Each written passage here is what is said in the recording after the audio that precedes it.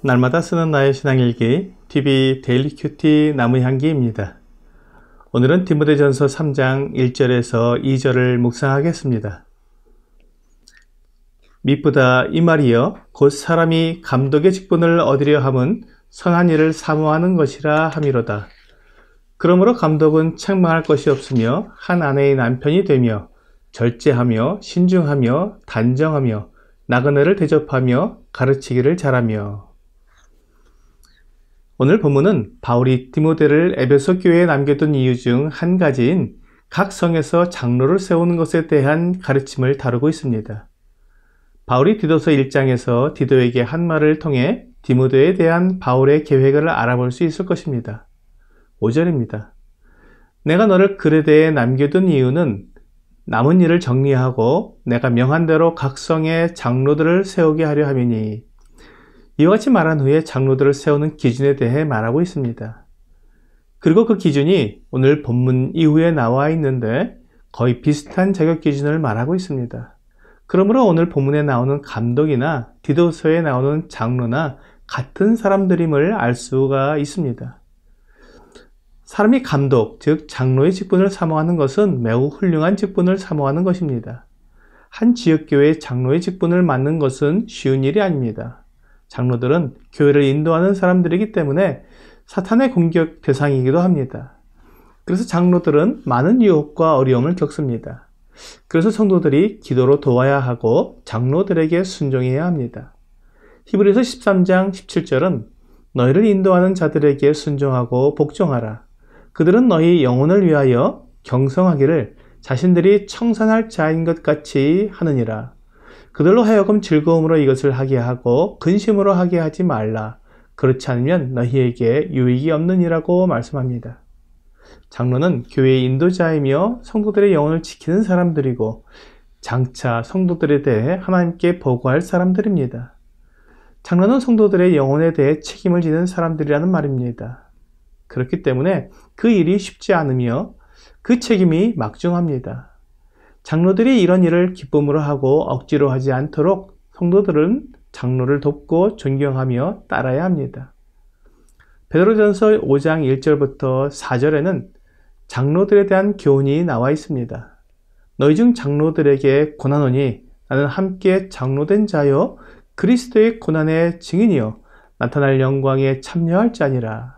너희 중에 있는 하나님의 약물을 치되 억지로 하지 말고 하나님의 뜻을 따라 자원함으로 하며 더러운 이득을 위하여 하지 말고 기꺼이 하며 맡은 자들에게 주장하는 자세를 하지 말고 약물의 본이 되라. 그리하면 목자장이 나타나실 때 시들지 아니하는 영광의 관을 얻으리라. 장로는 약물의 본이 되는 사람입니다.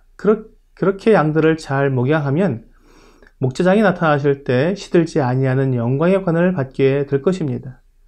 영광의 관을 받는 것은 이루 말할 수 없는 영광을 얻게 되는 것입니다.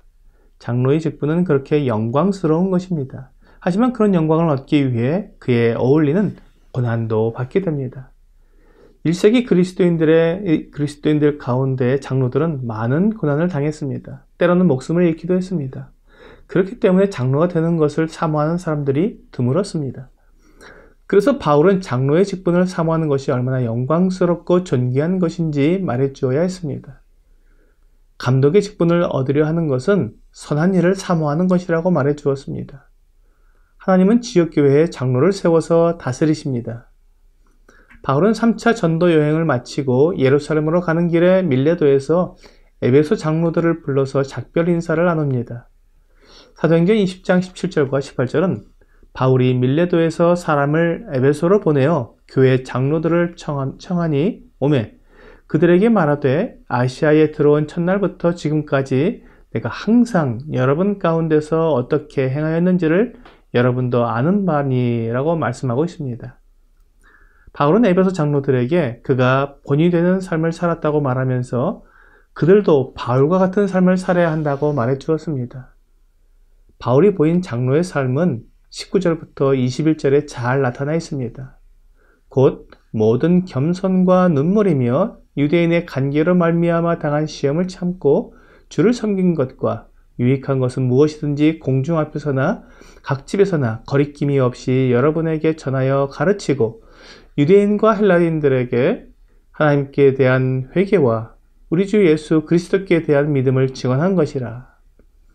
장로는 성도들에 대해서는 겸손과 눈물로 섬기고 대적하는 자들에 대해서는 참고 유익한 것은 교회에서나 집에서나 거리낌 없이 전하여 가르치는 일을 하는 사람입니다. 또한 아무 편견 없이 누구에게나 회개와 믿음을 전하는 자입니다. 이런 일들은 결코 쉬운 일이 아닙니다. 내가 하고 싶다고 무조건 할 수 있는 일이 아닙니다. 교회의 인도자가 되어 다스리는 일은 하나님께서 성령님을 통해 합당한 사람을 불러 맡기시는 것입니다.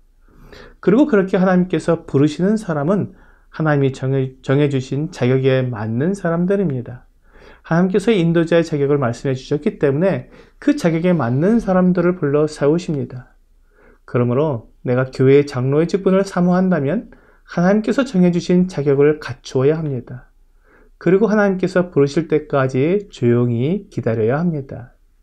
베드로전서 5장 5절과 6절은 젊은 자들아 이와 같이 장로들에게 순종하고 다 서로 겸손으로 허리를 동이라.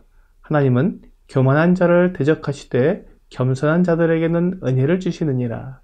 그러므로 하나님의 능하신 손 아래에서 겸손하라.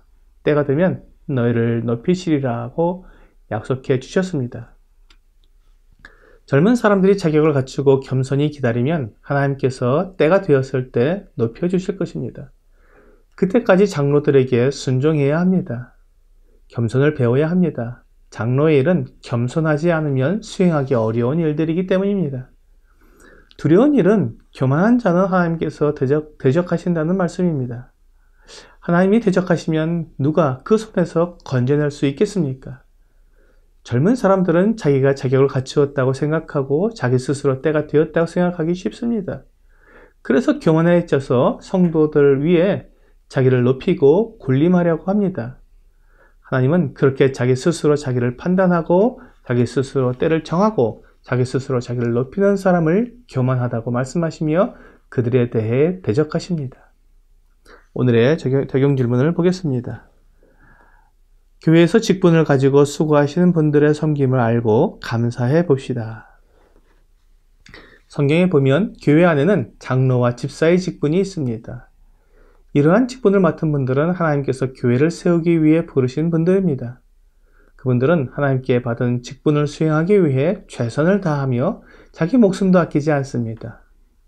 오늘 교회의 유익을 위해 하나님께서 세우신 직분자들을 생각하며 그들의 수고가 우리 교회를 든든하게 세워가는 것을 알고 감사하는 여러분과 제가 되기를 주 예수님의 이름으로 기도합니다.